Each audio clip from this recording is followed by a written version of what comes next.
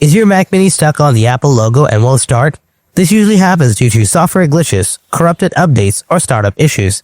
Most people panic, thinking their Mac is gone, but it's often a simple issue. In this video, I'll show you how to fix your Mac Mini stuck on the Apple logo. Let's fix it right now. Solution 1. Force restart. Press and hold the power button on the back of the Mac Mini. Wait for about 10 seconds until the device shuts off.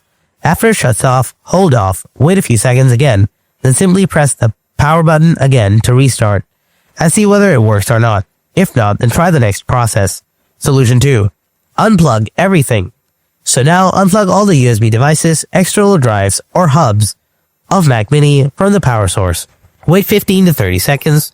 Next, plug them back in, and now try pressing the button again. Solution 3. Boot into safe mode.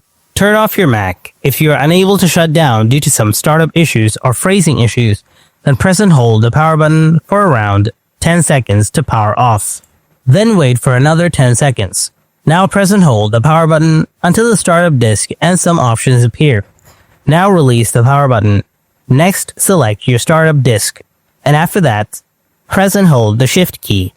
You will see a button called Continue in Safe Mode. Click on it, wait for a while.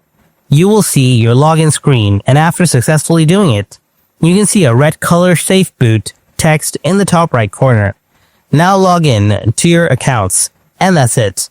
Hope your issue is fixed by now. If you found this video helpful, then don't forget to hit that like button. Thanks for watching. I'll see you in the next video. Until then, stay tuned and take care.